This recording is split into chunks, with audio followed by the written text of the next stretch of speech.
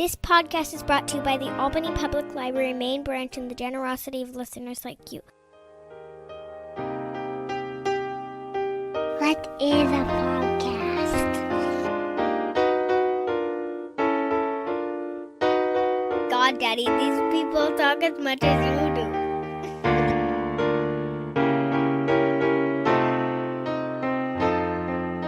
Razib Khan's Unsupervised Learning. Thanks for listening to the ungated version of the Unsupervised Learning podcast. If you want to read some essays on some of these topics, please check out razib.substack.com. Again, that's razib.substack.com. Thank you. Hey everybody, this is Razib with the Unsupervised Learning Podcast, and I'm here with my friend Leighton Woodhouse of the Social Studies Substack, or the website. I don't even know if we want to say Substack, because like what does that? We never talk about if someone had a WordPress blog, we don't say Social Studies WordPress, you know? So maybe, yeah, okay. So anyway, and Leighton, actually, I had you on relatively recently. I don't usually do this. Part of it was we recorded our podcast about San Francisco, before the Luria regime started, many, many, many months before I posted it. Just so the listeners know, I try to get mostly evergreen podcasts that aren't too tied into current events, and I move things around based on, who's been on and the mix of things. And so we've actually had a pretty long gap of talking, even though I think I posted it in October. I think we recorded it in the summer. So, whatever. It's been a while. And I wanted to talk to you because I want to talk about something different. You have been a commentator on, the new Trump administration and MAGA, and observing some similarities with the woke movement and other stuff. And, I respect where you're coming from, partly because you have a pretty long track record. I actually double-checked. I first did a podcast with you on my Brown Pundits podcast in the summer of 2019. Mm-hmm. So that was a long time ago. I mean, it was actually... it was one vibe ago. It was so we had not arguably in the summer of 2019 we had not hit the peak of the awakening. Right. So it was on the upswing. Now the awakening is, there's still woke things around. Like you live in the East Bay, I'm sure people are still woke around you, but it's quite a different world. I can say, retard proudly, and no one's gonna, criticize me and say, well, actually, or it's problematic. So, things have changed a lot. In my opinion, for the better. But you have seen some, maybe ominous similarities to other, to the tendency of the woke. So actually, it was just, I do follow your Substack. But I want to just note some of the posts for the listeners who don't follow it. So MAGA globalism, that was a week ago or a couple of days ago. Bend the knee with Eric Adams and Trump. That's a specific thing. But neoliberalism's back February 10th. And then you're talking about DOGE on LaPod with Lee Fang, and then Blood and Soil. What does it mean to be American? So there's some diversity in there. You're not a one note guy. Actually, I do have to ask, what's going on with LaPod? Are you and Lee cool? Yeah. We just no drama to drama to report. No, not at all. I still think you guys should rename it Two Hoppas, but on the nose. But anyway, so and you've written for places like UnHerd. Just for the listener, you come out of the labor left, and during the awakening, you were not a fan of the woke stuff. And you criticized it, to I think moderately strong degree. You weren't, full bore, but it didn't become your whole brand. That's what I'm trying to say. It didn't become your whole brand, but it was pretty clear where you stood. I remember when you talked to me in the summer of 2019. After we talked, you were pretty candid. Look, I had to be a little careful of what I say, because, people I work with and my associations, you didn't want to come off too strong, which I think actually you got over that over the years. I think that sounds like another life, because I don't even recall that. I'm sure you're right, but I definitely do not feel that way for the last. I haven't felt that way in a long time, if I ever did. Yeah. So we all go through evolution. Sometimes it's hard to remember. Although people like us that blab on the internet, it's easier. People can bring it up. I was like, okay, like I gotta say, like the most annoying thing is like people don't do this too much anymore. But it was like I've been writing on like the internet since 2000. Well, actually, like the 1990s on Usenet, if you want to say that. Although very few, some of my Usenet people actually subscribe to my Substack. Believe it or not, like one guy was following me on Usenet from 1997. I was like, this is kind of weird, dude. I don't ever want to meet you IRL because like I think you're gonna kidnap me or something. But anyway, people are like, oh, what do you think about this? You said this in like 2003, and I'm just like, dude, that was like 20 years ago. Like, Mhm. you don't think you said stupid shit 20 years ago? I just happen to have written it. And like especially like when you're a young man in your early 20s, you say a lot of stupid shit, right? So just want to bring that up for the listener. If you don't know, people, if they seem stupid on the internet, like I'm sure you've been stupid in real life. So I want to bring you on though, going back to why I'm talking to you. I want to get your perspective because I feel like you're pretty unvarnished. Like I'm obviously considerably more partisan than you, and so I have a different take on some of this stuff. Partly because I mean, like your last post, it's like you're talking about my bros. You know what I'm saying? Like my friend Mark Lutter, who will be. I've recorded the podcast and I've been sitting on it for a while. But I recorded a podcast with him. You're talking Mhm. about Patrick Friedman, who's actually like a social friend of mine in Austin. Like I have dinner with him like every couple of weeks. I go to his house. So it's like you're talking about my people, not in. I mean, it wasn't a personal attack by you, but I'm Mhm. just saying like they're representing a trend in the new administration that the new administration might be sympathetic to, which like, frankly, like, I'm a little too close to it. So that's why I wanted to bring you in. Like I want like the critique here.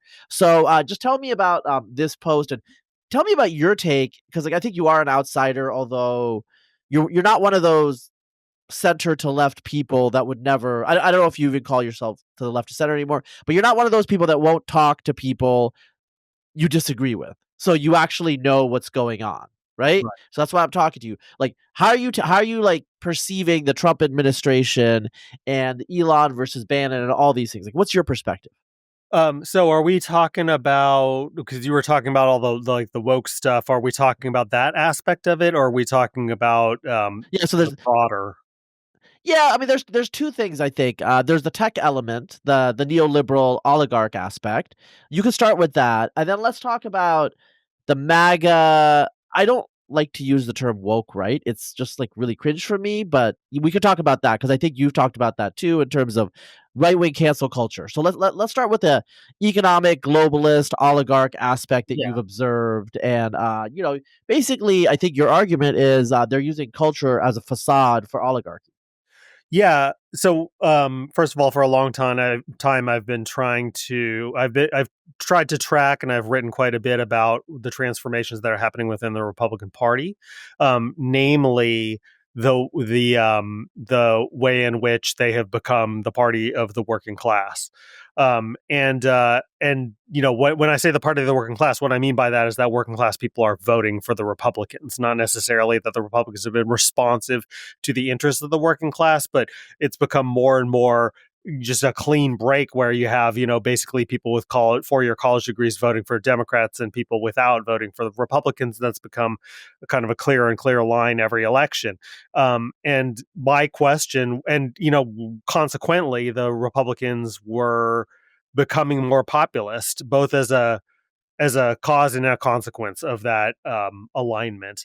And so they had jettisoned their old neoliberal, Paul Ryan-esque tendencies, as had the Democrats. But everybody's kind of jettisoned neoliberalism until lately, I would say. And embracing this populist messaging, which it was an open question in my mind as to whether it was real or not. Like, is this?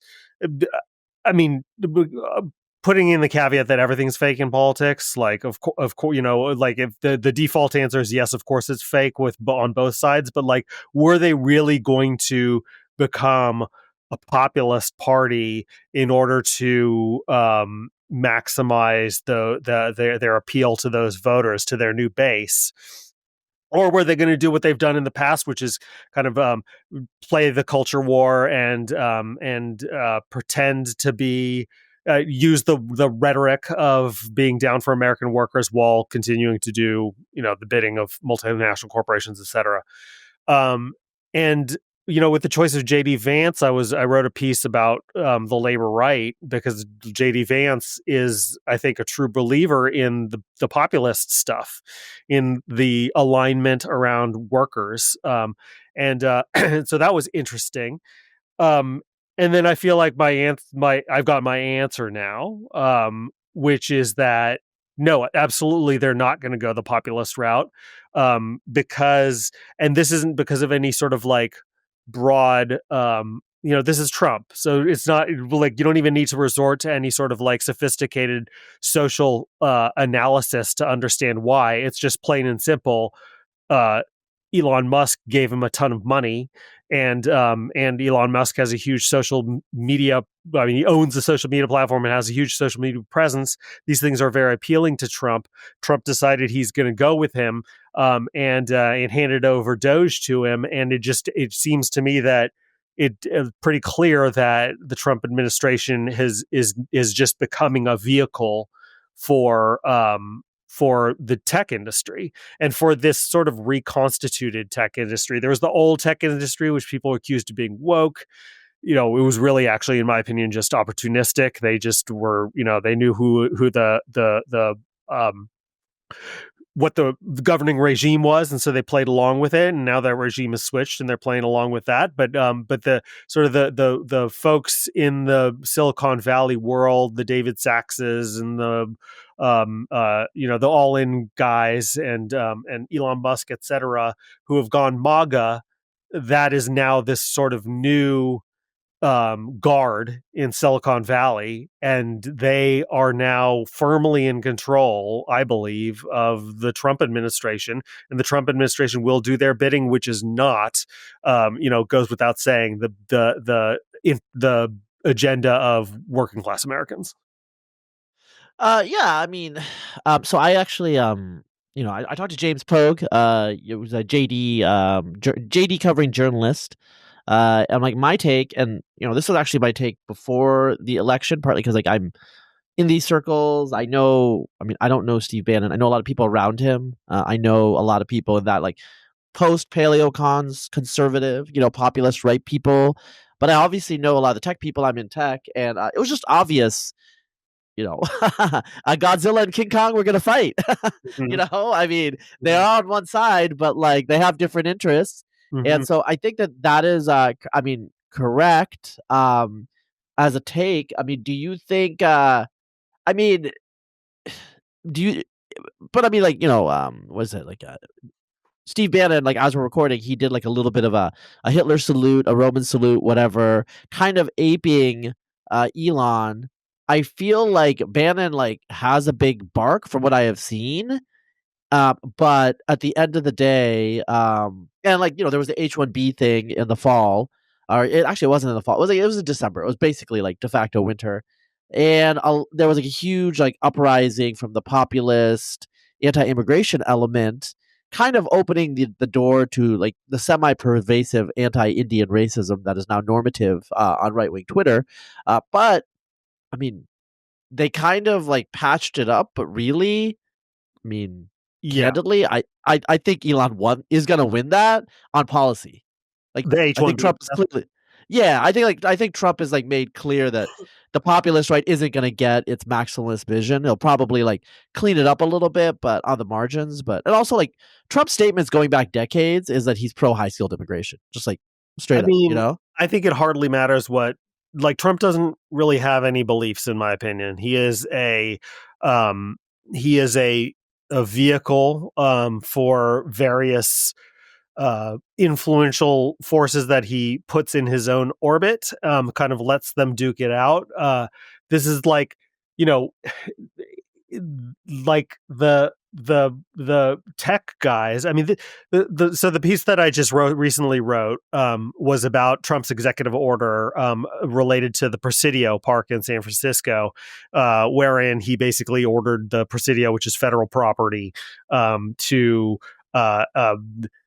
strip itself of all sort of extraneous responsibilities vis-a-vis the federal government. It's unclear exactly what it means, but some are afraid that what it means is to throw it open to private industry, to figure out a way to privatize and sell off the Presidio. I kind of doubt that's going to happen. It's not. I'm not like the reason I wrote the piece wasn't because I'm fearing for the future of the Presidio, but the reason why I wrote it was because your friend Mark Lautner wrote Lauder. So wrote a piece. I hadn't heard of him before. It seems like a very smart guy, but he's part of the. He seems to me to be part of the world around Peter Thiel and the Seasteading Institute, the folks who want to set up these sort of enclaves around the world, that these little free trade zones that are beyond the reach of any national government, where you can have a deregulated kind of Ayn Randian utopian capitalist enterprise that nobody can contest, and explicitly modeled after Shenzhen. And so the piece that he wrote was saying we should do that with the Presidio. Now, I doubt that Trump's going to do that with the Presidio. That's probably not even on his mind, although I do wonder, why did he specify the Presidio if it wasn't at the behest of the Silicon Valley folks who are up in his ear? I don't think probably the Presidio would ever cross his mind otherwise. And so the fact that it's even a conversation, because your guy and other folks in that world are very excited by this prospect that maybe we can finally do this to the Presidio. Just it bears sort of considering how absolutely antithetical what they're talking about is to what MAGA has been ever since its inception in 2015. This is literally the opposite of economic nationalism. It is the eat the bugs, sleep in the pod, Davos kind of worldview made incarnate. And it's crazy that this is even a discussion around Trump. And yet it is. And so even if it doesn't come into fruition, the fact that those people are within Trump's orbit is a very surprising plot twist from what we've seen over the last 10 years. Yeah. So Letter will Mark he will talk about the idea of freedom cities extensively on that podcast. I wish I had posted it, but there was a lot of other things going on. Mm-hmm. I recorded that in December, so I totally don't know all the details, but I know he's going to talk about the Presidio. We actually hung out in the Presidio. I think the last time IRL that we saw each other. I think it was at the Free Press Party. Oh yeah. So so there is other things besides the parks and other things that are on the Presidio. I'm not gonna lie, I love the idea of the Freedom City. I want there to be a Shenzhen skyscraper in the Bay Area. I'm all in on agglomeration effects and people living there. And there's already the issue is there's already that eat the bugs aspect to San Francisco where people go there, grind for 10 years, and then they cash out and go somewhere else, or they didn't work and they go somewhere else. This is just the life cycle of that city. I think the only thing that I would take objection to is, we don't live in China. We don't have passes.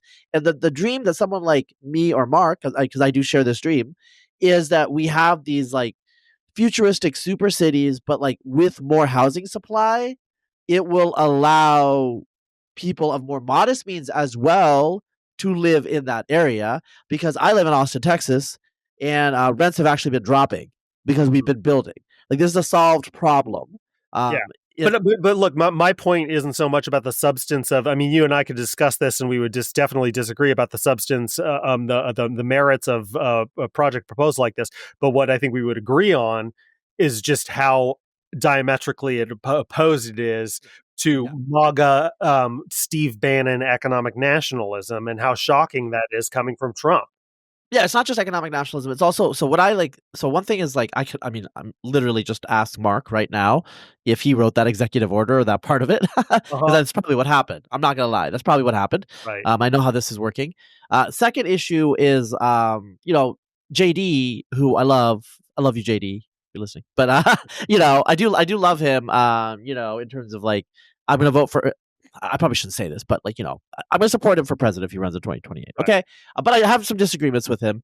And the economic nationalism part that I really disagree with is this idea that we should revitalize our small towns. And the reason I'm saying this is I think small towns are fine if there's jobs, but we don't have an agrarian economy anymore, even compared to 50 years ago. Our agricultural system, as you know, is more productive. It's based on agribusiness. Now, I actually do agree with you on some things regarding industrial farming, just to be candid, in terms of some things need to change because of the animal rights aspects, just kind of the brutality of it. But I don't think that family farms are really ever going to come back, and they probably shouldn't, just because we have a different agricultural system with different crops and all these things. And so we need to orient around a different economy, a future economy. And I think the problem that someone like Bannon and others have is, they are children of the 20th century. They look back to the mid 20th century, even if they don't remember the 50s and 60s that well, and they want to recreate that. Okay. So this is let's call it the American Republic. Okay. These are the American Republic faction of MAGA. This is a highly ideological faction, quite anti-immigration. Some of them verge on white nationalists. They really want to go back to before 1964. Let's put it that way. They would love that America. They want the soda fountain. They want all of those things. You know what I'm saying? Norman Rockwell. That's what they want. The problem is we're never going to get that. I mean, in my opinion, I'm just putting it out there. You guys know. Go on. You want to say something about that? Yeah, I would say to try to give them the fair shake. I think this question which has divided conservatives, and the question which has of course sort of been resurrected by people like J.D. Vance and Tucker Carlson as well, is fundamentally do the way that you approach that question. You said these rural communities don't really have an economic function anymore, so we shouldn't be revitalizing them. That presupposes the idea that the first thing you're dealing with is the market, and the second thing you're dealing with is how these communities conform to the market. Whereas J.D. Vance and Tucker Carlson, I think, would probably ask some prodding questions like, there are communities there. There's families. There's communities that live there. Do they morph themselves to conform to what the market dictates, or do we use government to change the market in order to uphold those communities? And it's kind of just so taken for granted. It's been so taken for granted the last couple of generations that the answer is the former. That of course, that the market is going to do what the market is going to do, and it's going to disrupt stuff. And if it disrupts stuff, you try to create a landing pad for people. You try to give people a leg up, but for the most part, you're just transitioning them out of their defunct roles or whatever. And I think it's very useful, the question that they've asked there. It's a truly conservative question, which is why should we all be enslaved to the force of the market? Why is it that why are those small towns not worth preserving? Because of the fact that they exist, and that there are communities there, and there's families there, and there's human ties there. And for that reason alone, we should preserve them.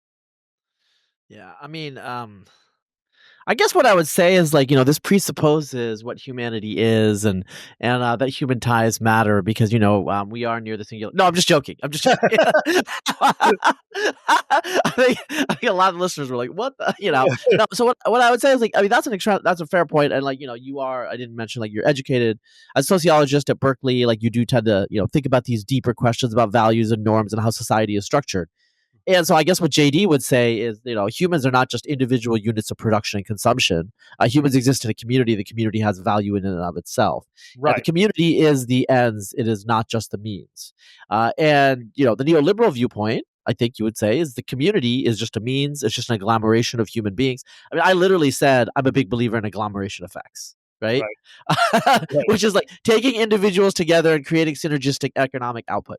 So like the other position I would say is like more like, let's call it American empire, which is what the tech right implicitly is promoting. And I think the American empire view, as opposed to the American republic, which is kind of like looking back to a more human, small scale republican way of life that we idealized after demobilization during World War II, maybe harkening back to like a Jeffersonian spirit. I would say that the American empire view is like full steam ahead. Right. And it's not necessarily neoconservative or liberal internationalist. It is nationalist. It is involved in the world.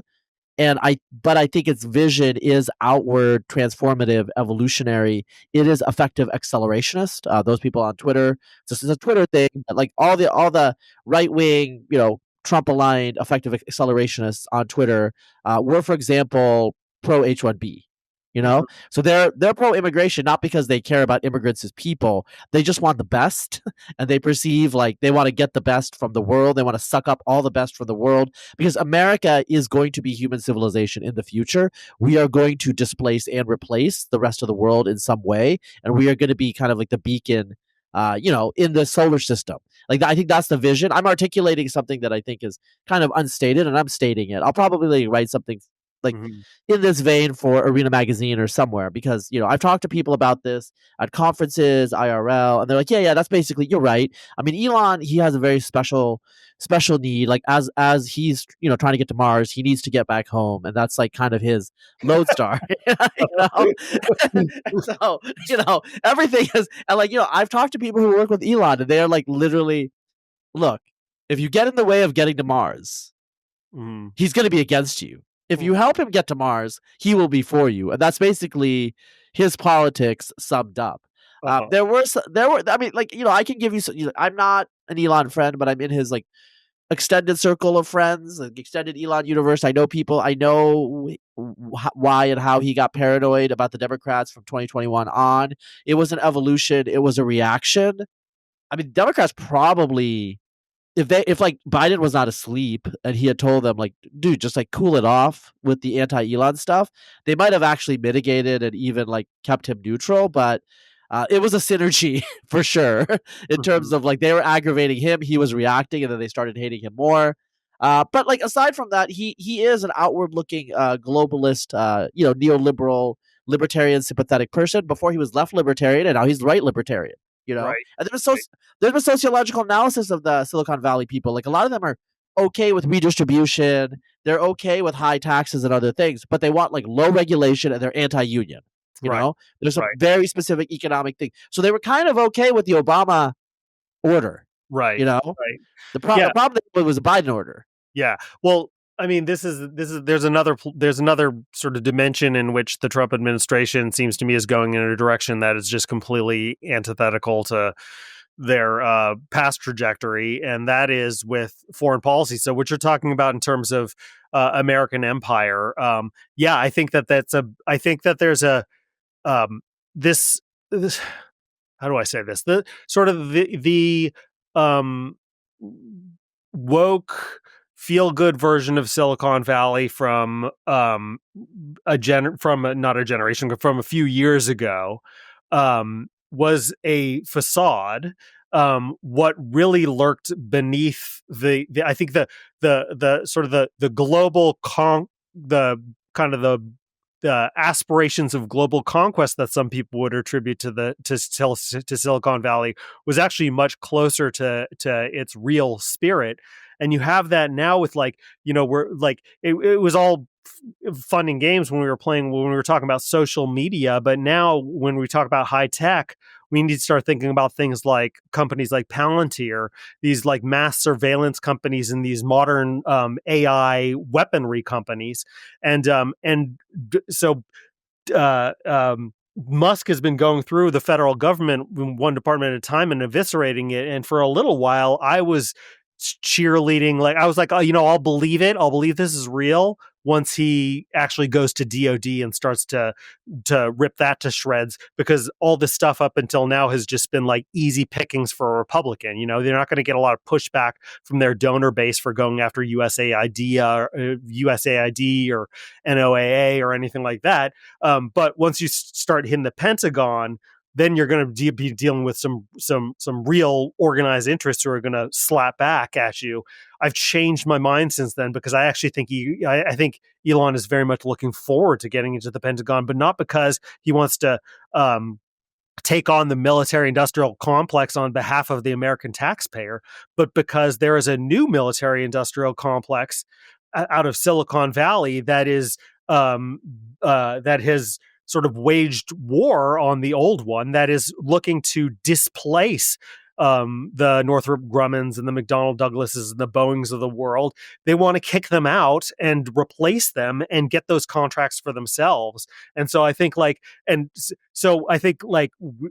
Elon goes into DOD, it's all going to be a project around trying to reform the procurement process to make things easier for his pals like Peter Thiel, who owns, does he own whatever he owns or founded Palantir, etc. And this is another way in which this is like just a complete betrayal of the MAGA promise, the isolationism, the America Firstism of it, because there will be a whole new social force and sort of political force to push for intervention abroad, more wars, more U.S. intervention, more meddling, in order to maximize these contracts for these high-tech defense contractors. So I'm looking forward to that. Well, it's not quite. So was it? Was it Mead? Walter Russell Mead has this Jeffersonian, Wilsonian, Hamiltonian, and Jacksonian. Trump talks like a Jacksonian, right? Some of the hardcore MAGA people like Bannon, they go towards Jeffersonianism in some ways, not all. Like obviously, like the economic nationalism, industrial policy, not just Jeffersonian. That's more Hamiltonian, and I think like Elon. Not necessarily the strong central government, but corporatism is what you're talking about. And I don't believe Elon's a fascist, but a coalition between a conservative populist political movement with corporations, big business is a hallmark of fascism. Yeah, that's it's a hallmark of fascism. So I think that's what you're pointing to. I think everyone should. I should say you make a good point, but really I think it's the same grift as we've always had with the military-industrial complex. It's just straight up just cronyism. That's what has always governed the defense contracting process, and they just want to do it again, but update it with Silicon Valley firms, and it's just a new swamp. It's Swamp 2.0. Yeah, no, that's fair. I'm very, very look. What I would say is I do support. I come out of more like paleo background, more isolationist, but basically I just kind of gave up on that, partly because I just don't think it's feasible going forward in this multipolar world. When it was a unipolar world, when it was like America empire, de facto like the only game in town, it was actually, I think, more feasible for America to just like retire a bit and like let the world work its will do whatever it wants to do. In a multipolar world, if we retire, China steps up. Like that's the fundamental issue. So I will say that. But obviously corporatism, like the American impulse is to oppose this sort of cronyism, crony capitalism, and corporatism, unless you're, there's a few people that are like, super Hamiltonian, I guess. But, it's, this is very early. We are recording like a little over a month after the inauguration. Elon is still running DOGE. Yeah, but when are you gonna put this up? I'll do it soon. Okay, because I was gonna say like, there's a good chance that everything we're talking about will be completely irrelevant and that we won't stand by anything that we're saying, in 2 weeks. Yeah, well, this is probably one of the more timely. I'll probably post this. Okay, this is like breaking the fourth wall or whatever. I'm going to be posting this probably next week. Uh-huh. So Okay, I think that'll be somewhat relevant. yeah, yeah. Hopefully it'll be fine. But you talked about Doge on Lapod. I think I mean, what's your so I don't have like a strong opinion on Doge. I hung out with some of the Dogers, some people who were going to go work for Doge during inauguration, young tech people, and I know some people that are pretty high up in Doge, including people that were profiled in hit pieces. Just from SF. It's like these are. I mean, I have connections to Doge, not like super intense. I have connections to Doge, personal connections to Doge. So I'm just gonna say I'm not opposed to Doge, but like I'm wait and see. What do you think about Doge? Like, talk about what you and Lee were talking about Doge and how you feeling. I mean, I think I'm very disturbed by what I've seen. The cutting back on waste, fraud, and abuse, I'm not opposed to that. There's plenty of it in the federal government. There's plenty of it in local government. The way that Musk is going about doing it, and I won't spend a lot of time with this because it's boring, because it's the conventional take, but it's just so reflexively mean and just feels almost sadistic, the way that he's doing it, and just reckless and kind of stupid. But I also think, but on a more fundamental and more interesting basis, I just distrust it because it's a tech oligarch doing it. It'd be like if he put in charge some accountant, some McKinsey guy who nobody had heard of before to do this stuff. That would be one thing, and I'd have my opinions about it. But it's like you're putting in somebody with a clear agenda, with clear interests in what he's doing, and conflicts of interest in what he's doing, and it's just like it's just naked and rapacious. And so it's not just Elon Musk. I happen to dislike Elon Musk, but I think Elon Musk is also he is an agent of the Peter Thiels of the world, the Mark Andreessens, all these guys who switched boats in the last election and went Trump. Like, they have, I have no question that they have a back channel there, that they're texting with Elon on a regular basis, that their agenda is being reflected in the choices that he makes. And I think that is very, very I think that's very, very bad for the future of this country, to have these tech oligarchs making these massive political decisions for us and restructuring the entire state in their own interest. That's what I think is happening. Yeah, that's what's happening. I mean, again, I feel like a little awkward because I'm not saying I have seen texts from Elon to people, but I'm not denying it either. So right. I'm glad to get that affirmation. I mean, I'm sorry for the world, but I'm glad for myself. But so I will say one thing is, I think in terms of causality, or who's calling the shots here, I do have to say that I think don't underestimate Elon as the driving force, dragging and leading all this stuff, because I mean, someone I love Mark Andreessen, I love you, Mark, but he's a much more low key person, clearly been based center right to right wing this whole time, but it was Elon who came out jumping like a maniac at the Trump rally, and he's pulled so many people out of the shadows. Elon himself as a figure, I mean, he's one of the major drivers of the quote vibe shift through his purchase of Twitter and his public notoriety. And he's changed people's views of what is the edge of possible in industry and now in culture. Yeah, I'm not accusing him of being anybody's sock puppet. I think that he's definitely carrying out his own agenda. It's just that his own agenda also happens to dovetail with the agenda of this whole clique of billionaires who recently left the Democratic quote unquote plantation and joined the Trump train in the last year and a half, 2 years. Yeah. I mean, some of them like Mark has. Mark was pro Romney, so it's not shocking. But others definitely have moved. I mean, especially if you're a white male, and some of the cultural reaction to wokeism, really, I think, I mean, you're a white presenting guy. You know what I'm saying? Yeah, You know? I get the sentiment, but so this is another thing we can get into is the sort of the culture war stuff, because so I had a very violent reaction to wokeness for all the same reasons that a lot of people did. But for me, the principal issue was free speech, right? It was just about the way in which that wokeness was used to silence dissent, to intimidate people out of expressing their viewpoints, writing off certain perspectives as just unspeakable, etc.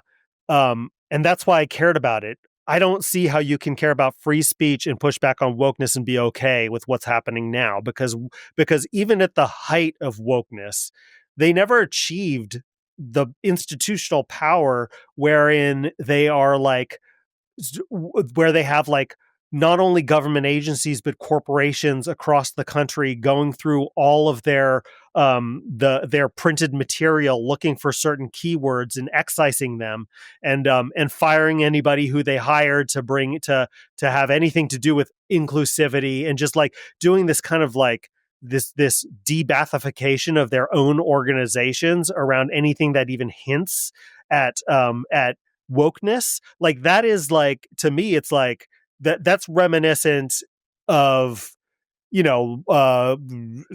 post communist revolution, all the corporations going through and living anything that's unfriendly to the workers' revolution, anything that shows any signs of false consciousness or anything, purge that from all of your documentation, that kind of a utopia, that kind of a 20th century dystopian world.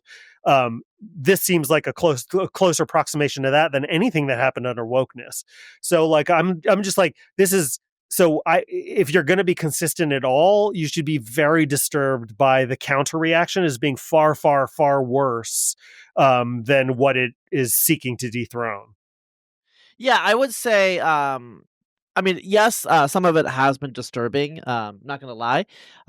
I will say, in the defense of some of this behavior, because I can speak. Look, I know Chris Rufo somewhat. I've hung out with him. I know people what they're thinking.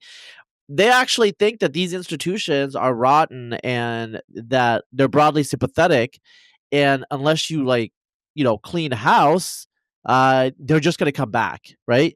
And so the fundamental problem is that what Mao thought too? I don't see the difference. Yeah. I don't see the difference between their critique and the people they're critiquing. Okay, the issue is someone say Rufo, for example. I mean, he was a former liberal. A lot of these people are former liberals, so they're using the tools that they already learned, and now they're turning it against their former side. And so I'm just describing what's happening here, Right. But that's also called hypocrisy. That's when you're looking at these institutions, you're going, they have been taken over by a totalitarian cult. So the answer is to censor and purge and create our own rules in place of their rules. It's okay, well, Ibram Kendi says that the answer to past racism is present racial discrimination in the opposite direction. That doesn't seem any different to me. That just seems like the same old.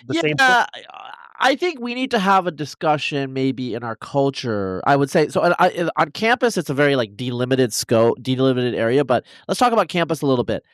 Jonathan Kieperman, known as Lomez, we had a podcast in the spring. So not quite a year ago, but a while ago, last spring.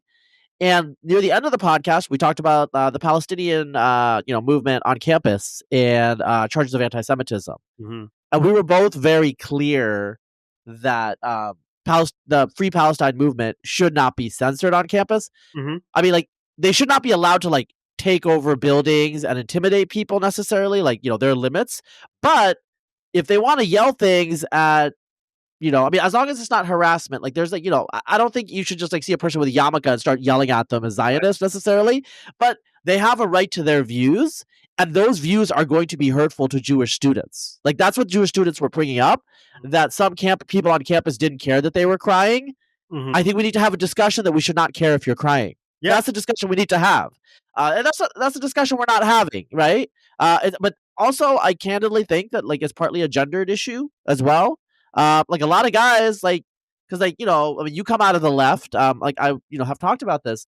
I have left wing male friends, and in all male spaces, like people on the far left and the far right, it's like we just yell at each other. We just like yell it out. We argue. We swear, and then like we can go have a beer. Because with I think males, like this sort of like aggression is just part of our culture, even if it's not physical aggression.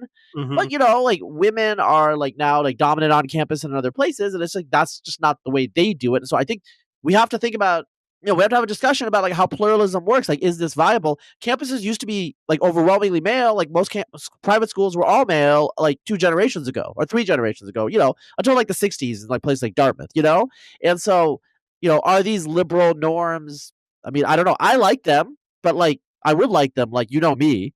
I don't give a shit, So I think we need to have like that sort of broader discussion. I think that's getting like swallowed, or like it's getting like the political back and forth. You're right. Like we have power and now we're going to use it, But I think the question that from a conservative or a anti-woke perspective is like, okay, if we don't use this power and we leave these people in charge, what's going to happen when the Democrats come back? Like, what is the alternative, right? So there are IDW type, I'll say IDW type, but whatever. Like, say Jesse Singal, to give a real explicit example. Kind of center-left guy. I think he's been pretty consistent, right? In terms of free speech and all these sorts of things. Or someone like Tracy, or my friend Tracy Woodgrains, or maybe I should call him Jack now. I don't know. Everyone knows who he is. It's not like doxing. But anyway, like, they've been pretty consistent, like in a classical liberal sort of way. But I still think they need to articulate how this is going to instantiate in terms of policy and government. And they really haven't yet. Like, it's just, we have this principle, but how is that principle going to work in practice, right? Like, I mean, what would you say? Like, let me just ask you, Leighton, because like I honestly don't spend that much time thinking about it, so I'm gonna have to say, like, I'm throwing up my hands. Like, I would love there to be like some arbiter that says like let everyone scream at each other within the certain limits and whatever, and people can like, for example, I've been like discriminated. I'm just gonna be honest, like there are past cases where you're right wing and you're like public, and so like we can't hire you. Or like we can't pitch to this VC because they're gonna like look you up. This has happened throughout my whole life. I've just accepted it. It's like I wish it didn't happen. I wish my public views, which like I'm a citizen, like I'm free to have views, didn't impact how my private sector. You know what I'm trying to say? And now this is happening to liberal people. Oh, it sucks for them. I know it sucks for them, but it's like if we don't do it to them, are they gonna keep doing it to us? Like, I mean, do you see what I'm saying? So this kind of reminds me actually of the dispute that Camille Foster had with Chris Rufo about sort of the approach to this, whether you set down these rules and purge people, or whether this is this is a cultural fight and it should be kept in the cultural sphere. I don't, I believe I side with Camille on this. I believe that these are cultural battles and they took place within the cultural sphere. I don't believe that this is a situation like where you have these nefarious individuals who are in charge of these institutions, and if you don't watch them, then they're like sleeper cells. They'll come back, and 4 years from now, they'll bring back the totalitarian woke stuff. I don't think the world works that way. I think the way the world does work is that we had a period in which that stuff was hegemonic, and so certain people were able to sort of wield this kind of cultural power, and they were incentivized to wield to wield this kind of cultural power, and that ended with Trump's reelection. Like, the woke stuff is in my opinion over, and I don't think that this is the kind of thing that just comes back organically, because this is like the causes of it are very complex. It's not just like a cabal of people decided, okay, well, now we've got our chance again, let's turn the woke machine back on. It's like this came from within the culture, and it has been absolutely totally discredited by the American electorate with the re-election of Trump. So I think everything that they're doing now is just gratuitous, and I think that they probably know it's gratuitous. I mean, obviously, there's many people here with different opinions, but like I think a lot of this stuff is being carried out in bad faith. Like, now we have an opportunity to be able to purge institutions of people we don't like, put in place people we don't do like, who will put in place rules and like a new disciplinary regime, which is more to our liking. And so we're going to do the same shit that they were doing. We're just going to do it for our people instead of their people. I'm opposed to that. Like I wasn't opposed to wokeness because I was down with right-wing ideology. I was opposed to wokeness because I was opposed to that sort of the cultural totalitarianism, and I'm opposed to it when it comes from the right as well. Yeah, I'm going to say a couple of things to this. I think so. I'm going to use an explicit example. So there's a scientist named Mike Eisen, very like pro open access and changing the public publishing regime in academia. Do you know Mike? Have you seen him on Twitter? No. Mm-mm. Okay, so a little bit outside, but he's more a science Twitter guy.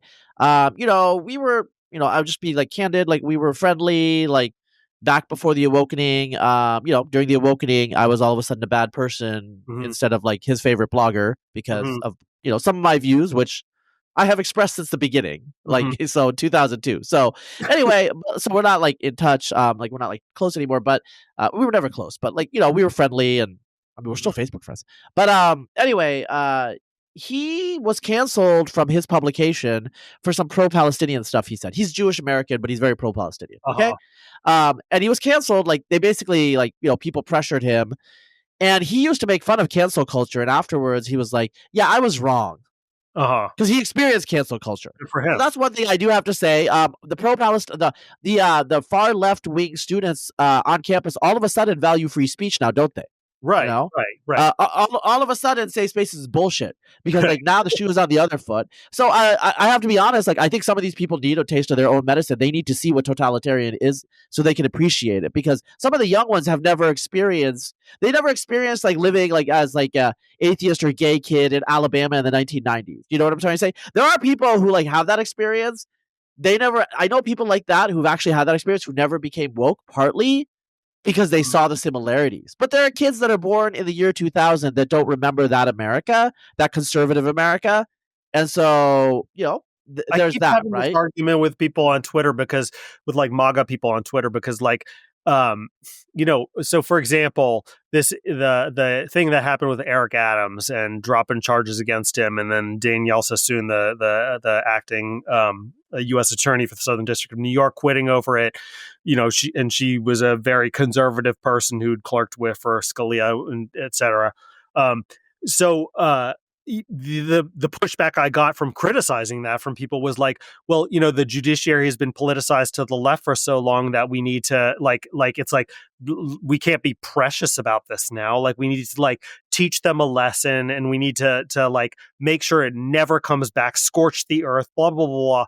And to me, I'm like, I think some people who don't know me, and people who maybe casually like followed me on Twitter, and so had some were familiar with some snippets of my thinking, assumed that I was on their team, and therefore I should applaud the revenge that's being waged now. And I'm like, I was never on your fucking team. I was never on like I'm on Team America. I'm like, I want to see this country succeed, and what I'm seeing in the destructiveness that I was seeing from the left, when that's answered by the same destructiveness on the right, I don't think that's good for America. Like if you're politicizing the judiciary and you're turning the prosecutors and judges into a bunch of political hacks for the left, that is a bad thing for the American Republic. When you do the same thing in the opposite direction and you're going to turn everybody into a Trump hack for the right, that is exactly as destructive in exactly the same way for America. And my team is having a healthy society moving forward, not helping the fucking right-wing people own the libs. And so the pushback makes no sense from my perspective. I understand it from the perspective of like, if you're talking to another MAGA person, like now's not the time to start to look after people's feelings. Like now is the time to like, scorch the earth that they inhabit. And like, I understand politically what the logic is to that. In terms of being a citizen of the United States and caring about the future of the country, I think it's just equally bad. I mean, yeah. I mean, look, we're a weird, weird society with rule of law. Weird, like Western, educated, industrialized, rich, developed, right? Mhm. One of the things that I noticed during the woke period was, that wokeness in some ways is very non-weird, in terms of like, it's all about like your intent doesn't. For example, one of the things that if you read Joe Henrich's book, he says one of the issues in the laws in weird society that are like really confusing to non-weird people is your intent doesn't matter. Mhm. It's how society perceives what you did. Mhm. That's a very woke way of thinking where it's like, oh, you just offended this person. They're a marginalized person. It doesn't matter what you intended. What Right. matters is how they take it. That was something very early on I learned from like proto woke academics, like in the late, Right. like in 2008. It was way ahead of time, but that And of became course, normative, it's right? like antithetical to like the entire Western judicial canon, like the Yeah. everything. The foundation of Western law is that mens rea is like what your intention does matter. You're very much Yeah. it's the difference Yeah. between manslaughter and first degree murder. Yeah, yeah, and so and I think like some of the more populist MAGA people, they're very similar in terms of like it does whatever you're intending, like whatever. It's like all they care about is like what does this do for Trump? What does this do for MAGA? Like that sort of thing, Right? and They're like they're very Maoists. They're just right wing Maoists. yeah. Okay, you know what? Like we'll have a discussion like a Okay. little bit after the podcast. There's certain things I can't like I'm not gonna say in public just because, they were told to me in confidence. It's like again, like I feel like really weird because I'm a little bit of an insider all of a sudden, like, some of the executive so here's something that I'll tell you. Some of the executive orders that I see are written by people I know Uh-huh. or, were drafted by people I know. That's kind of a weird position to be. Um and like, Mhm. some of the executive orders on science, interestingly, are written by people that were driven out of academia and hate academic scientists who ostracize them and cancel them. Like this is the exact sort of thing that like I literally warned scientists. I'm like, some of these people are going to come back to bite you. Right. They're all like happy, like we canceled them, we don't talk to them, we've unpersoned them. Yeah. Yeah. And now a lot of people, actually like a fair number of people who I still was kind of friendly with, but they kind of distance themselves are reaching out to me on private messages about like the NIH stuff and all this. And Mhm. I'm like, Mhm. okay, like you see that the tide has turned and now you're trying to get on a different ship because Right. really all you really care about is like not being bothered and having your career, Right. like that's Mhm. all. Anyway, so I'm trying to be careful what I say here, but I think a lot of what you're saying is, on principle, like in the abstract, it is correct. I just, like, what you're kind of presenting is like a little bit like maybe radical centrism. I don't know what the term is, but it's basically out of this like two tribes that exist, right? And like you've always been, I mean, your position, I think, and like, look, I've known you for a while, has always been the same. But you had Mike Cernovich on, Mhm. in like 2018, I think, on your podcast with Zaid Jilani, Mhm. and I don't know. I mean, that was pretty ballsy at the time, I think. Mhm. And so just like your bona fides are like pretty clear, which like you have a clear conscience also, but like you're not like a no offense, Leighton, but you're not a person of power at the centers of government. Like this is why you're What? not right. you're like Dare you're like you? you're shouting from the outside, and like there are people who are trying to make change and affect change in this country. So I think a lot of the I have to agree with a lot of the observations you're making. My main issue is just like where do we go forward to get back to maybe a 1990s status quo of the understanding of like, so for example, like speech. I've been like complaining even like as early as like 2012, 2013. I know, like looking at the general social science, the left wing abandonment of free speech is going to be a disaster because it's an understanding among right wing and left wing cultural elites that actually overrule the populist tendency to be censorious. Like you could just see it in the data. Mhm. And like if the left elite like defects from that, the right elite will also defect from that, right? Mhm. And like you're retarded because guess what? At some point, a Republican president, a Republican administration, or like all three branches of government are going to come into power, and these awesome tools that you are now using like Herbert Marcuse might tell you, to like create like positive freedom or whatever, is going to be used against you. That's what's happening, right? And so, but I don't know how to reverse, like how do, it's like a game theory issue. How do you break the cycle? Well, so before we get to that, there's a post. I might write a post on this, but like I also find it we should bear in mind that like for all of the polarization and for all of the extremist posturing, so wokeness seemed radical on the surface because of the absurd claims that it made and the militant language in which it was expressed, but it was really instrumentally, its function was to protect the Democratic Party from the populist sort of insurgency that was happening within it from the Bernie Sanders wing, right? It was a way to say, shut up, stop talking about class. It's all about race and identity. And that allowed sort of the neoliberals continue to be in control. And this is why corporations got enthusiastically behind the woke stuff. So it was like this radical packaging in order to preserve essentially the status quo for the Democratic Party. And now I feel like you're seeing something not the same but similar on the right, where like, the populist insurgency that threatened to totally upend the Republican Party. It's not that it's been used as a shield in the same way that wokeness was used. It's that it's just now just been completely kicked to the side by the tech oligarchs. So now the result of this massive insurrection within the Republican Party is that the tech industry has now taken over from like the extraction industries as the main shot callers for the Republican Party. It's like, well, in that case, we've had these radical sort of grassroots movements bubble up in both parties in order to land in a place where you just have corporations controlling both parties again, just like they did in the 1990s, just like they have forever. And so the real stakes here are very centrist, and they're very much the same of what they've always been, just corporate control of our political process, except now we've got all this absurd histrionic window dressing around it, around these culture wars, which are very divisive and which have their own momentum and which can, cause much destruction on their own as well. So I'm not like minimizing it, but it's like we're not getting fundamental change out of it either. Even for better or for worse, we're not getting fundamental change. We're getting very much a reinforcement of the status quo.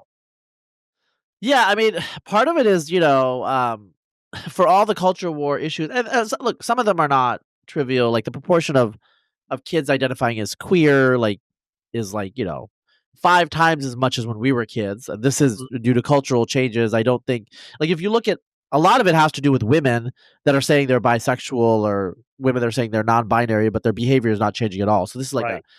I don't want to, like, and like we are a much more secular nation. I think that that's due to, frankly, political polarization, where the Republican Party got too identified with Christianity, or like, religious Christianity, and a lot of religious liberals just were like, fuck this shit, Uh-huh. So I think that's what's happening there. Although even on the right, secularism is happening. I'll tell you a lot. I was in DC during inauguration week. I was at that party that was on New York Mag, cover.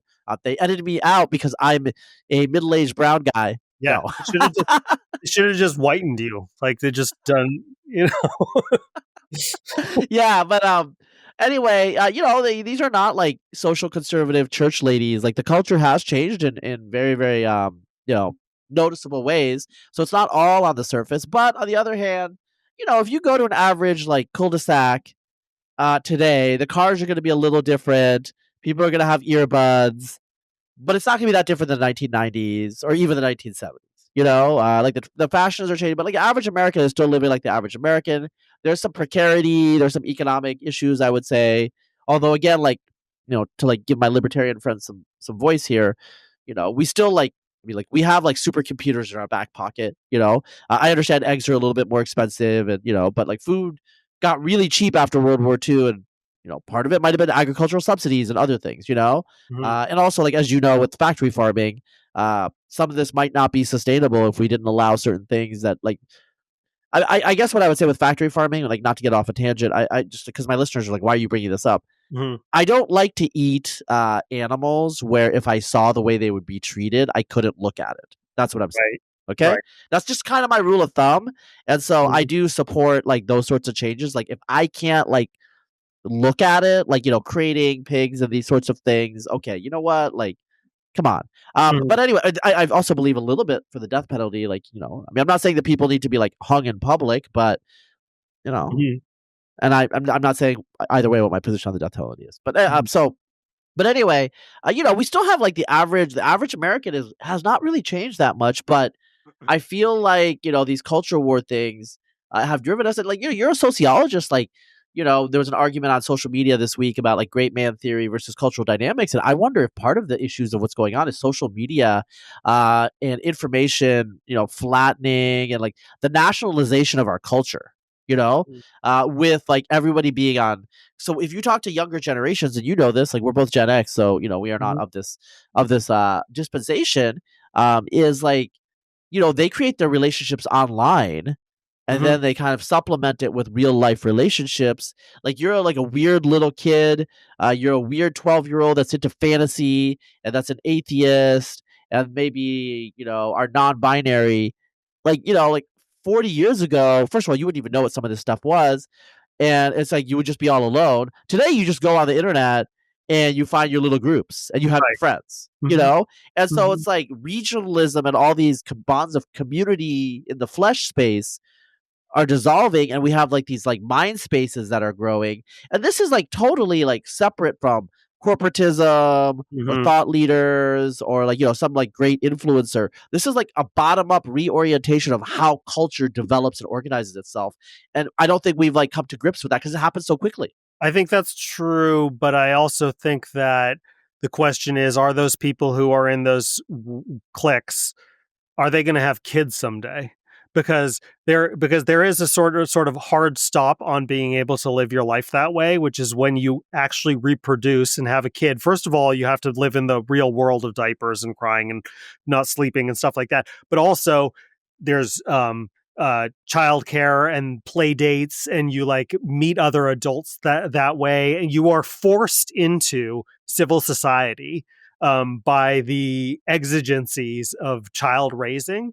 So it's sort of like it's like there's hard limits on the sort of the android lifestyle, or the cyborg lifestyle that one can live if you are going to actually reproduce your genetic code. Yeah, but I mean, that I've talked about pronatalism and natalism, and we do have an issue of delayed. The generation underneath us, in particular, I mean, to some extent, us, we're Gen X, have an issue with lower fertility, but the generation below us has like really collapsed because they've delayed, and Mhm. a lot of us. So it says, I just like looked it up on ChatGPT, just checking. Uh, 65 to 70% of Americans at the age of 35 have children now, Mhm. right? That's 30 to 35% at 35, right? So these like sub communities and subcultures extend really deep into quote unquote what we call adulthood, Yeah. right? And so I mean that's gonna have like something of an impact. I think this is actually like this is a PhD thesis. I mean, someone needs to, because you're right. People are going to transition. They're going to have to transition into like having to deal with their neighbors down the street Right. because like, oh, like you ran out of diapers and like you can't make a target run because like child you know what I'm trying to say. There's Yeah. all sorts of weird things where like having neighbors actually matters and you get to know your neighbors. Yeah, there was I remember actually from grad school this discussion around, was it Donna Haraway, I think was the theorist who came up with that cyborg theory, which is like in the 70s or something. It was a long time ago. But the idea of like that, there's this split identity between one cybernetic sort of personality, which is distributed online in their actual physical embodiment. And it was like in a popular theory because you can see its appeal. It's fascinating and explains a lot of kind of what's happening to modern sense of selfhood. But I remember like my professor just being like, well, we remain like human beings in physical bodies and physical time and space. That is that remains our life condition, and that our social structure is formed around it. And like, let's not take this shit too seriously. Like, let's bear in mind that we still inhabit a physical reality, and that's just who we are. And I think that now, that was like 20 years ago. Now things are much more advanced along that route of like, you can have entire I mean, Zed Jelani and I think I've said this before on your podcast, that he and I knew each other and were friends for 10 years. We'd done podcasts together and had never met until his wedding, which was like a decade into our relationship. And so it's become much more, where it's almost like your physical relationships are like, even without the like Zoomers pursuing this as a goal, it's like just as a matter of your daily life. I happen to have like physical in-person relationships with certain people in my immediate community, but that doesn't feel more fundamental than the like sort of virtual relationships I have with people across the country. It just feels like a function of the fact that they happen to be here, and that I happen to have relationships with them, like we have kids the same age. And so that puts us physically into the same place at the same time. But it's just it's like happenstance. These relationships can really be forged just completely without physical proximity these days. I don't know where I'm going. No. I mean, but you're describing real things. I mean, I think it's under theorized though, right? Yeah. Partly because it's happened so fast. Like I have my friend David Boxenhorn. I think he listens to the podcast sometimes. Like, we started like interacting with each other on the internet on blogs in 2004. We still like, message and DM on Twitter. He lives in Israel. He's from Boston. So like, we've talked about like synchronizing, but we have never met. It's been a long time. It's been like over 20 years. We've, I got married and divorced. I had 3 kids. David's kids are grown. He's a granddad now. It's just like whole lives have been led on being on the internet, and but the real life still matters. I have a lot of in-person friends. You know that. Yeah. Like we need to see each other IRL a little bit more, because like I am in the Bay, but like you have responsibilities that I don't right now. Because you got the babies, but I do think that like younger Zoomers, like I really try to make it clear to them like the immediacy, the reality, just like all of like just looking at people's facial expressions, just kind of like being near them, all that. It's like that can't be replaced right now. So we've gone a little bit. I want to like actually talk about something which wasn't on the agenda, but like we're kind of there now. AI. You live there. You live at the heart of the of where they're birthing the beast. What you got any thoughts on that? I mean, I hope it does good things for the Bay Area economy. I mean, it already has. Already has. I mean, I don't have any terribly original thoughts that I can boast. I think that I'm torn on whether we're at the brink of like the dawn of a new era, or if it's what Matt Stoller says, which is that this is just Clippy. Like the AI has come down to Clippy, the little clipper thing in the Microsoft Word doc. Like it's like really not that much more fundamental than that.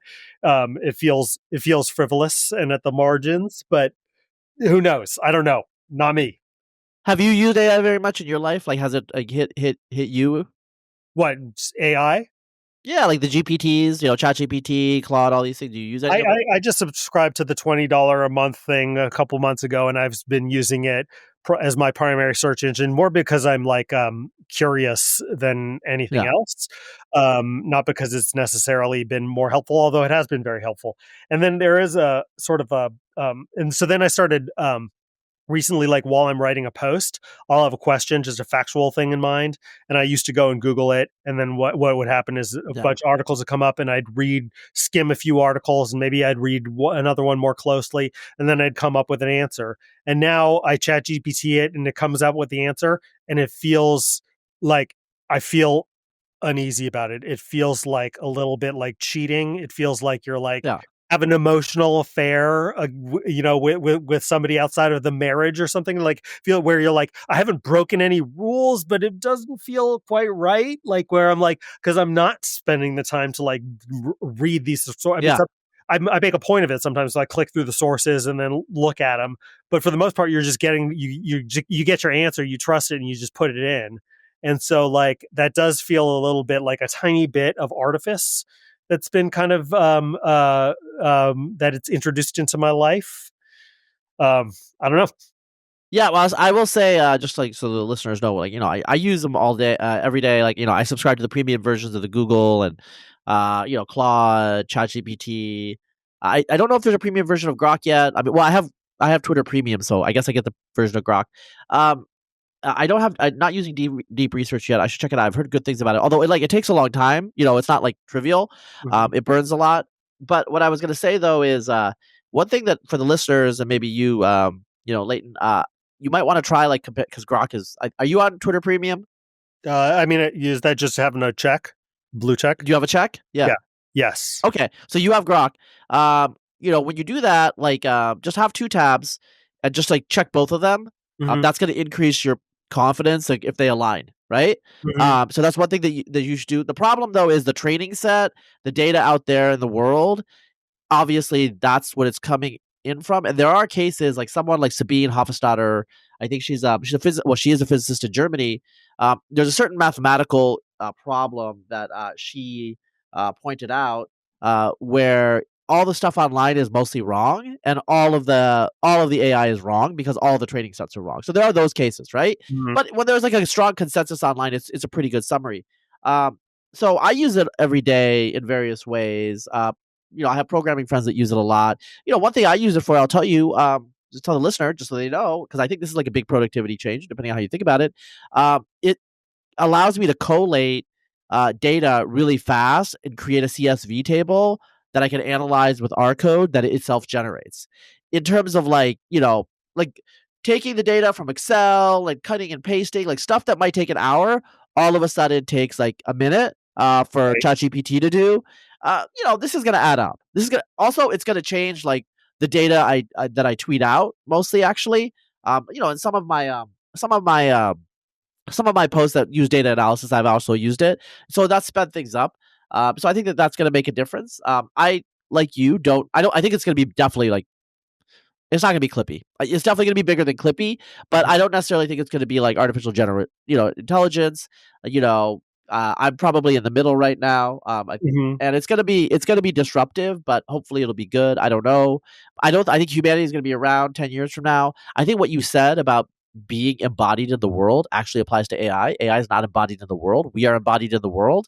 Mhm. AI is dependent on many contingent things that we support, like the energy, the infrastructure.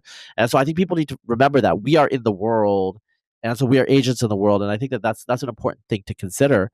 But I will tell you, as we're closing out, I will tell you, the weirdest thing that's recently been happening to me, AI reply guys. Mhm. And initially I don't that? people are using AI to tweet. Oh, really? And they're creating AI bots to respond to my tweets. Oh, And really? it really pisses me off the first couple of times that I don't know it's AI. It's just a weird person. And I get pissed off because I'm like, what the fuck? Are they smarter than the average reply guy tweet? Yeah, but they also sound weird. Right. Okay. And then when you respond to them and you call them out, they don't react because they're retarded AIs. You know what I'm trying to say? And then I realize what's happening. I'm like, wait a second, And then yesterday, what really happened that kind of annoyed me is some just some dumb Indian hater, and I have a lot of those, decided to write a thread all about me, roasting me and dissing me. Mhm. And I was really confused. They show up in the replies, they tweeted the link in the replies, and I'm just like, it's hallucinating. There's posts that I didn't write, beefs I never had. This is Mhm. obviously a dumb, and I'm saying Indian because there was a lot of India related stuff. They were mad about me because I hate Indians supposedly because they're retarded. Mhm. And so I'm just like, what's going on here? And then I realized, oh, this is just AI. He used AI to generate a whole tweet thread. And the issue here is I just tweeted out last night. I was like, look, if I'm getting too much AI incoming on this site, I'm gonna just stop using it. Because if I'm yelling at somebody, If you're I want there to yelling, be somebody. I want there to be someone because I get mad. I want threaten somebody to people. cry. I want some tears on Yeah. the other end. Well, I mean, also I have people who reply to me, and a lot of them are kind of dumb. And I will run into them at parties and they apologize, and I'm like, yeah, you can take it outside. I live in the real world.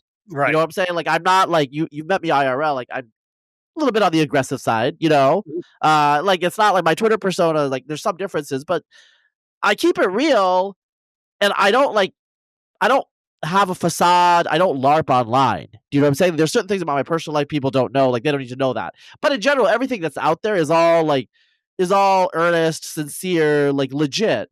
If I'm engaging with AIs, what's going on here? Do you see what I'm saying though? Yeah. Like, I feel like, I mean, like, already Twitter feels like it's gotten useless even without the AI. Like, no, like you used to have conversations with peers on it, and now it's like the only conversations I get in, and sometimes they're interesting, but usually not. And it's like, are with like anons, who are like replying and being like, "Rah, rah, rah, rah," and I'll get in a little argument, and then I'm like, I'm not having like conversations with people with first and last names who I know and whose work I've read before. Like, that's not happening anymore. It's just this random shit. And the real fulfilling conversations are happening in the group chat. The group chat is, in my opinion, where that's like real social media. And Twitter is some like bullshit grandstanding place where you can promote links. Yeah, so I mean, what's going on? And you talked about group chats with my friend Ethan Strauss, our mutual friend. And like, I actually recorded a podcast. I think it's like hour and a half or something. It's gonna be like in a while though. It's on sports, so it's like evergreen. And like one thing that what is happening is I go on Ethan's podcast and his listeners are like, this guy's an arrogant asshole, like about me. But the issue is they don't realize Ethan and I are IRL friends. Like, I go to the Bay Area, I hang out with him for like 6 to 12 hours, like we chill, we talk. And so I like get on the podcast, I like talk to him like I understand from last time I saw Ethan. We're like cut it out late. Like they don't need to know that about me. They don't need to know that I'm corrupting journalists. But but yeah, so like I got a real life out there. But yeah, what you're talking about though is like it's in the group chat. Ironically, this like AI slop, is actually going to probably create the immediacy of reality, the reality and authenticity of the group chat, of the real life friends. It's going to be more salient and more clear to us. And the world out on the web is going to be more and more artifice. And we don't want, because I know there's like, AI boyfriends, AI girlfriends. Like, I get it, but like you want reality. You want a real person there, not just like the sensory input. Like, again, like I'm an atheist. Like, people know me. Like, I'm not like a spiritual person. But look, porn is not going to replace women, right? Because like we both. I mean, like I was married. You're married. Like the real like companionate relationships with another human being. That is a whole different thing. And if you haven't experienced it, that's why you're saying these retarded things on the internet. You know what I'm saying? And so. Like, like porn's gonna attract girlfriends are gonna. It's like, shut the fuck up, that's not gonna happen. And so it's like, ironically, I think AI might, we Gen X people of our age, like, we're about like 18, like 20, whatever, when the internet got big, we might like have experienced this like little area, this little couple of decades when the human internet, like, the human cyber world was dominant, and like we may be approaching the end of that, and like AI slop will just like overwhelm the internet. Yeah. So that we humans will retreat from the internet as a way to connect with people, because we don't know who's real or not. I could see a future in which we are less online in the sense that we are not in front of our computers as much, but we're far more online in the sense that everything that we do, there is some app going on in the background. Imagine sending an email. AI assistance, the Clippy aspect is gonna, help people drafting essays. Some of the stuff that's gonna happen is like, like again, like I don't use AI for my tweets or for my writing, but candidly, how do I say this? I mean, dumber people are clearly using it a lot. Because I see it in their tweets, I see it in their emails, I see it in their posts. Like they sound like AI, and it's because they're dumb people and they can't do it themselves. Okay, that's just, I don't know how else to say that. I mean, do you agree with me? Yeah, I mean, I'll say this: I have yet to use AI in a way to supplement my own thinking and writing, because it's never even occurred to me that it could do it better than me. I don't mean to sound arrogant, but yeah. Well, what I do is like write an essay like Razib Khan, like give it like 3,000 words, and like ChatGPT and the others will do it. It's actually like not that. I get why it reads like that, and usually there's not too much hallucination, but it sounds like a C+ version of me, Right. So it's just like, and I do this because like, look, I make a lot of money, for my writing and like, like whatever.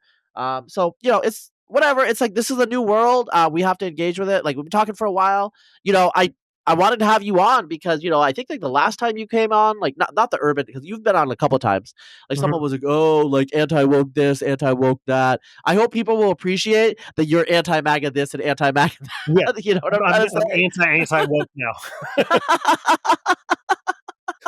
Yeah, you're just a hater, bro. Yeah, I just hate everybody. Equal opportunity hater. But I will enjoy talking to you. So social studies is your main thing, your Substack. Like people check it out, please. And I should get on the LaPod or something like that. We can talk about genetics. Hell yeah. I know both you. I know both you and Lee. Well, so, when you come here, we'll do it in person. I'm not gonna be. I'm not gonna be there like next month, but like I will be. I come regularly. You know that. Mhm. So So we'll sync up. It was nice talking to you. Everyone, check out Leighton's Substack. I hope you know what, like we're in a new world here. There's a lot of change. It's exciting. Exciting times are not always the best. I understand. Like some of you do not agree with my politics. Some of you do agree with my politics. Understand that I definitely aspire to be more like Leighton.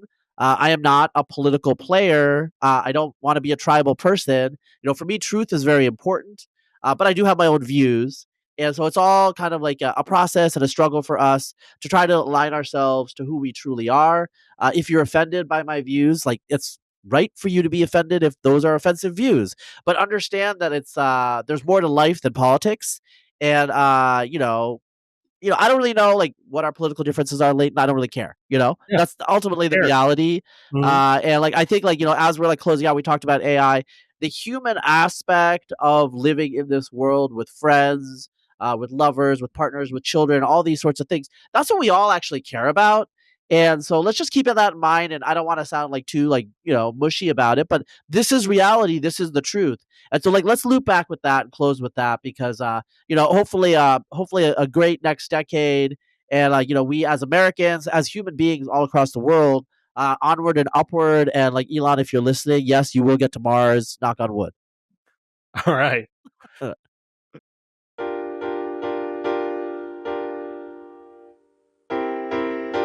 This podcast for kids